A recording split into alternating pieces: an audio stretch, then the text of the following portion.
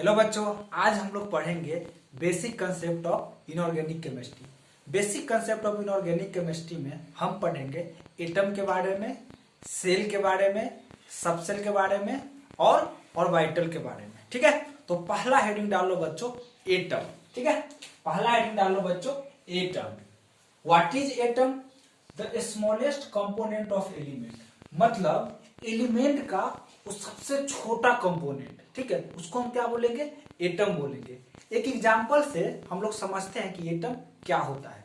ठीक है, तो हम एक आयरन का एग्जांपल लेते हैं। एक आयरन का रड लेंगे। ठीक है, एक आयरन का रड लेंगे। ठीक है, ये क्या है? Element of iron rod. ठीक है, अब क्या करेंगे बच्चों? इसको हम डिवाइड करेंगे।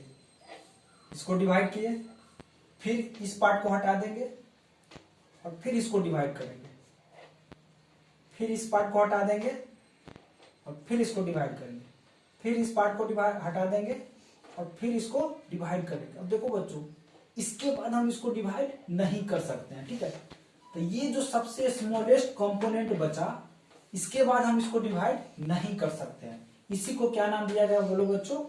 एटम नाम दिया गया। ठीक है, इसको क्या नाम दिया गया बच्चों?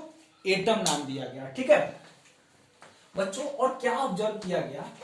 जो केमिकल प्रॉपर्टी एलिमेंट का था, ठीक है, वही केमिकल प्रॉपर्टी एटम का भी था। यानी दोनों का केमिकल प्रॉपर्टी क्या था? सेम था। तो डिफिनेशन पे देखो, स्मॉलेस्ट कंपोनेंट ऑफ एलिमेंट, मतलब एलिमेंट का सबसे छोटा component having the same chemical property, मतलब दोनों का केमिकल प्रॉपर्टी सेम रहेगा, उसको हम क्या बोलेंगे बच्चों? एलिमेंट बोलेंगे। ठीक है, तो एटम हम लोग को समझ में आ गया बच्चों। अब जो होता है एटम, जो होता है कंसिस्ट होता है 3 पार्टिकल से। ठीक है, एटम जो हमारा कंसिस्ट होता है वो होता है 3 पार्टिकल से। पहला इसमें कौन होता है? इलेक्ट्रॉन होता है। ठीक है, पहला क्या होता है? इलेक्ट्रॉन होता है। दूसरा कौन होता है बोलो बच्चों? प्रोटॉन होता है। और तीसरा कौन होता है? न्यूट्रॉन होता है। ठीक है, पहला इलेक्ट्रॉन होता है, दूसरा प्रोटॉन होता है और तीसरा न्यूट्रॉन होता है। ठीक है, इलेक्ट्रॉन जो होता है नेगेटिव चार्ज होता है। इलेक्ट्रॉन क्या होता है? नेगेटिव चार्ज होता है। ठीक है, प्रोटॉन जो होता है पॉजिटिव चार्ज होता है और न्यूट्रॉन पे कोई चार्ज नहीं होता है। और न्यूट्रॉन पे नो चार्ज, कोई भी चार्ज नहीं होता है। ठीक है बच्चों, ठीक है। अब हम लोग समझते हैं बच्चों कि एटम के अंदर इलेक्ट्रॉन कहां होता है, प्रोटॉन कहां होता है, न्यूट्रॉन कहां होता है। ठीक है, तो इसको हम एटॉमिक स्ट्रक्चर में समझेंगे। तो देखो बच्चों, हेडिंग डालो स्ट्रक्चर ऑफ एटम। ठीक है, स्ट्रक्चर ऑफ एटम, ये जो है एटम का स्ट्रक्चर है। ठीक है, इस पार्ट को हम क्या बोलते हैं? न्यूक्लियस बोलते हैं। क्या बोलते हैं बच्चों? इस पार्ट को न्यूक्लियस बोलते हैं। और इसके चारों तरफ जो है इसको क्या बोलते हैं? इस सारे को सेल बोलते हैं। क्या बोलते हैं? सेल बोलते हैं। ठीक है, न्यूक्लियस के अंदर प्रोटॉन और न्यूट्रॉन होता है। न्यूक्लियस के अंदर प्रोटॉन और न्यूट्रॉन होता है। और ये सेल के अंदर क्या होता है हमारा बोलो बच्चों? इलेक्ट्रॉन होता है। क्या होता है? इलेक्ट्रॉन होता है। ठीक है, तो हम लोग को एटॉमिक स्ट्रक्चर में समझ में आ गया कि न्यूक्लियस के अंदर क्या होता है? प्रोटॉन और न्यूट्रॉन होता है। और सेल के अंदर क्या होता है? इलेक्ट्रॉन होता है। ठीक है, अब यहां से एक क्वेश्चन आता है कि ठीक है सर, आपने बता दिया कि सेल के अंदर इलेक्ट्रॉन होता है, लेकिन ये बताइए सर कि पहला सेल में कितना इलेक्ट्रॉन होता है, दूसरा सेल में कितना इलेक्ट्रॉन होता है और तीसरा सेल में कितना इलेक्ट्रॉन होता है। ठीक है बच्चों, उसके पढ़ने पहले से पहले हम लोग को यह समझना है कि इस सेल को क्या बोलते हैं, इस सेल को क्या बोलते हैं। ठीक है, तो इस सेल का नाम है बच्चों के सेल। इसका क्या नाम है बच्चों? के सेल। और बताओ, ये पहला ऑर्बिट है ना, तो इसलिए n=1। ठीक है, और इसको बोलते हैं बोलो बच्चों एल सेल। क्या बोलते हैं? L shell. तो ये दूसरा ऑर्बिट है ना, इसके लिए ये क्या हो जाएगा? n=2। ठीक है, और इसको क्या बोलते हैं? M cell.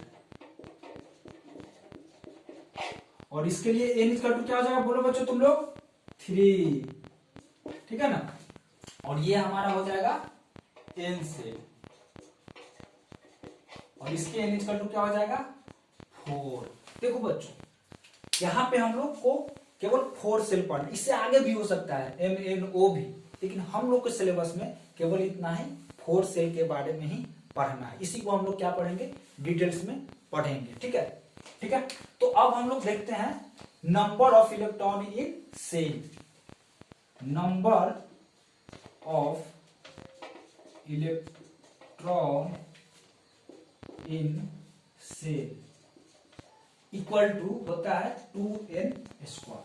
इस फॉर्मूला से हम लोग निकालेंगे कि पहला सेल में कितना इलेक्ट्रॉन होता है, दूसरा सेल में कितना इलेक्ट्रॉन होता है, तीसरा सेल में कितना इलेक्ट्रॉन होता है, हम लोग इस फॉर्मूला से निकालेंगे सेल, ठीक है सेल, ठीक है। तो निकालते हैं number of electron in first shell. अच्छा ये बात बताओ बच्चों, फर्स्ट सेल के लिए n इक्वल टू क्या होगा, n इक्वल टू 1 होगा। फर्स्ट सेल के लिए n इक्वल टू क्या होगा 1 होगा, n equal to 1, it means की 2 इंटू 1 के square equal to 2 into 1, it means की 2 इलेक्ट्रॉन। यानी पहला सेल में कितना इलेक्ट्रॉन हो जाएगा बच्चों 2 इलेक्ट्रॉन हो जाएगा, ठीक है। पहला सेल में कितना इलेक्ट्रॉन हो जाएगा 2 इलेक्ट्रॉन हो जाएगा। चलो बच्चों इसको लिख लो जल्दी।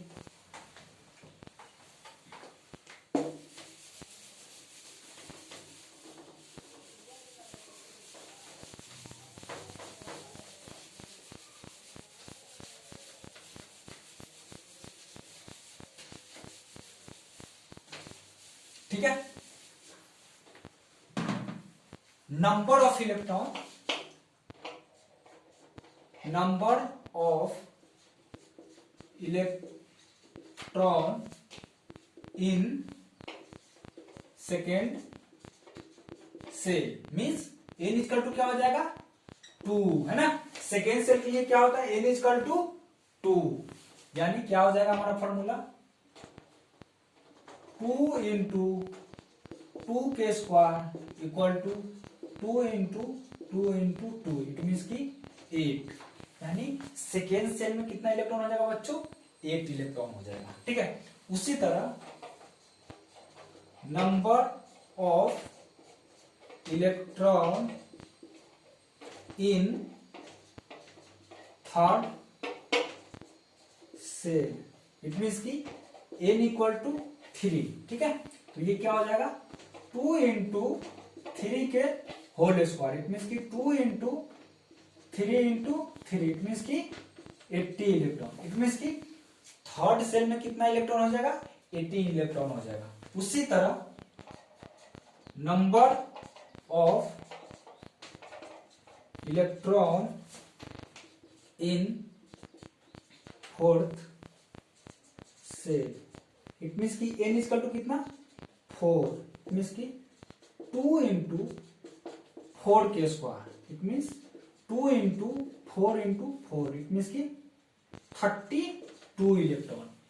यानी यहां से क्या समझ में आ गया बच्चों हमको कि पहला सेल में कितना इलेक्ट्रॉन होगा, पहला सेल में 2 इलेक्ट्रॉन होगा, दूसरा सेल में 8 इलेक्ट्रॉन होगा, तीसरा सेल में 18 इलेक्ट्रॉन होगा और चौथा सेल में 32 इलेक्ट्रॉन होगा। चलो बच्चों यहां तक समझ में आ गया। देखो बच्चों जिस तरह एटम के अंदर क्या होता है सेल होता है, उसी तरह सेल के अंदर क्या होता है सब सेल होता है। चलो बच्चों अब हम लोग सब सेल के बारे में पढ़ते हैं, ठीक है। तो हेडिंग डालो, एक तरफ सेल लिखो बच्चों और एक तरफ सब सेल लिखो, ठीक है। एक तरफ क्या लिखो बच्चों सेल लिखो और एक तरफ क्या लिखो सब सेल लिखो, ठीक है बच्चों। अब देखो बच्चों पहला क्या है के सेल। क्वेश्चन में तो कि सर के सेल में कितना सब सेल होता है, तो देखो बच्चों के लिए बताओ n इक्वल टू क्या होता है 1, हाँ या ना। n इक्वल टू 1, सी के लिए n इक्वल टू 1। अगर n इक्वल टू 1 है ना तो इसमें केवल 1 सब सेल होगा। ठीक है, के एल, एल के लिए क्या होता है, n इजकल टू 2। तो अगर 2 है तो इसमें क्या होगा, 2 सब सेल होगा, sp 2s 2p। m, m के लिए n इजकल टू क्या होता है, 3। तो इसके लिए कितना, इसमें कितना सेल होगा, sp d, इसमें की 3s 3p 3d, 3 सब सेल होगा। इसके बाद n, n के लिए क्या हो जाएगा, n इजकल टू 4। तो इसमें कितना सब सेल होगा बताओ बच्चों, 4 s p d f, ये हो जाएगा 4s 4p 4d 4f।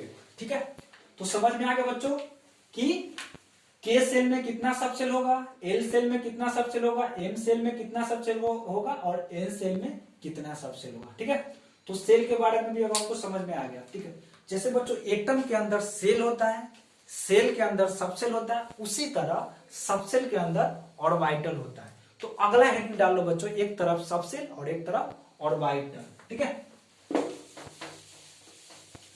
एक तरफ सबसेल और दूसरा तरफ ऑर्बिटल। ठीक है,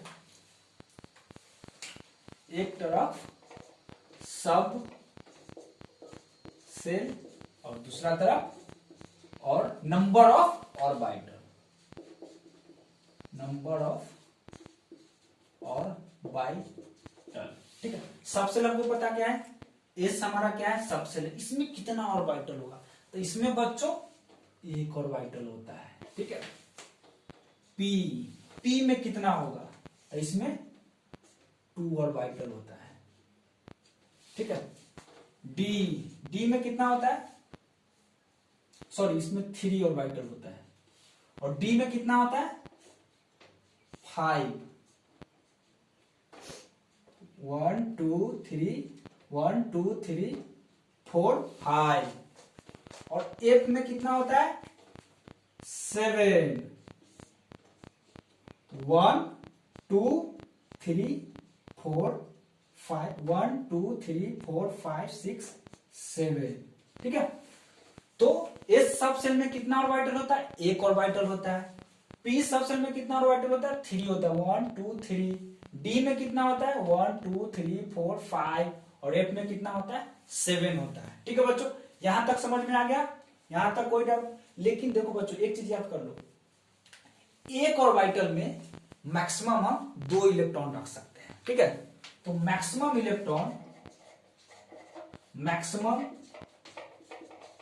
इलेक्ट्रॉन इन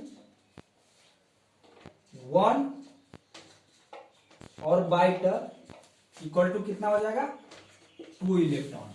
ठीक है बच्चों, तो इसमें कितना होगा 2 इलेक्ट्रॉन, इसमें कितना होगा 1 2 3 4 5 6, इसमें कितना होगा 1 2 3 4 5 6 7 8 9 10, इसमें कितना होगा 1 2 3 4 5 6 7 8 9 10 11 12 13 14। ठीक है, अच्छा बच्चों यहां से समझ में आ गया हमको क्या कि एस में कितना इलेक्ट्रॉन होगा, बोलो एस में 2 इलेक्ट्रॉन, इसमें एस में हम कितना रख सकते हैं 2 इलेक्ट्रॉन। ठीक है, यहां पे लिख देते हैं, एस में कितना होगा 2 इलेक्ट्रॉन, पी में कितना होगा 6 इलेक्ट्रॉन, डी में कितना होगा 10 इलेक्ट्रॉन, और एफ में कितना इलेक्ट्रॉन होगा 14 इलेक्ट्रॉन। ठीक है बच्चों, यहां तक समझ में आया। ठीक है, आज हम लोग यहीं पे स्टॉप करते हैं।